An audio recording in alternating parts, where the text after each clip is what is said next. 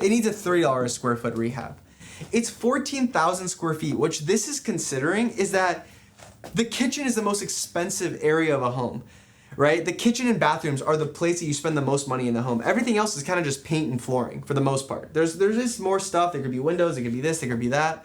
But for the most part, the kitchen and the bathrooms are where you spend the most amount of money.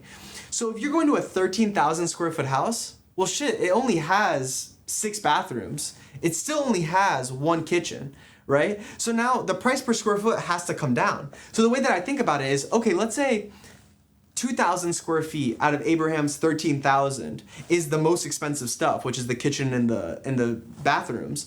I'm gonna take 2,000 square feet and I'll multiply that by $30. But the rest of the square footage is just flooring and paint. So I'm gonna deduct that amount. I'm gonna take the 11,000 remaining, right?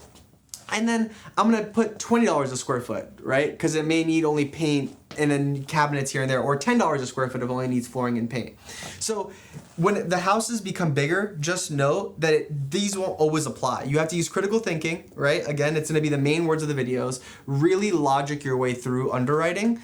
It's not a complex thing. What it is you have to really think through, okay, how much does this make sense? Does it make sense to comp it this way and to get the ARV of this number? Does it make sense for me to spend that much money on this home? That's basically what it boils down to.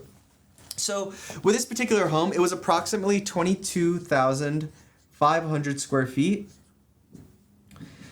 I think we can get away with a $20 a square foot rehab. So now we're at 45,000. The house is 2,250 square feet. It needs a $20 price per square foot type of rehab based on the comps that we saw, right? So painted cabinets, new fixtures, flooring, paint, etc. So $20 is the right number for it. So I'm gonna multiply the square footage by $20 a square foot and we're at 45,000. Now, I did see when I go into the house, there might be some siding that needs to be replaced. There may be some window repair. There may need to be some pressure washing. So I do think this will likely need an additional $5,000 to $10,000, likely closer to the $5,000 range in exterior repair. So now what our rehab costs is $50,000. So when I get to this number, this is my moment of step back. I step back and I say, all of this stuff has guided me to this conclusion.